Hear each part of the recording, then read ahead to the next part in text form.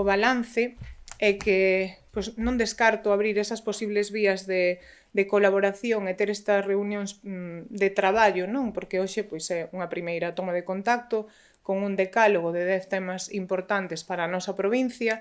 Creo que o máis importante é ese compromiso de vamos reunirnos, vamos a falar, vamos poñer encima da mesa o que pode facer a Xunta, en que pode axudar a nosa provincia, aos nosos 67 concellos, abrir liñas de colaboración, cooperación. É unha Diputación, unha das miñas apostas grandes é a cooperación cos concellos, entón do mesmo xeito que é importante que todos os concellos teñan un interventor, un secretario ou secretaria, unha tesoureira, non? Que teñan persoal suficiente para sair adiante coas súas cuestións.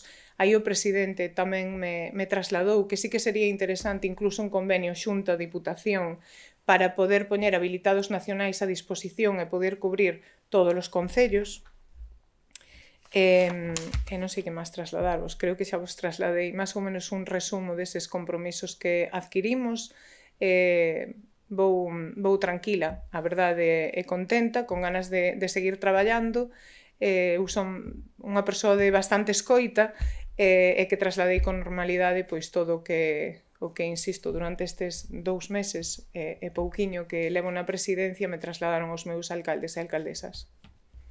Lle agradecemos á presidenta da Deputación a súa vontade de sentarse a falar, porque creo que con estes encontros damos un exemplo de que políticos de diferente cor política se poden sentar, poñer en riba da mesa problemas que afectan a todos os cidadáns e, polo menos, trazar vías de colaboración ou vías de entendemento para poder chegar a acordos en moitos deles.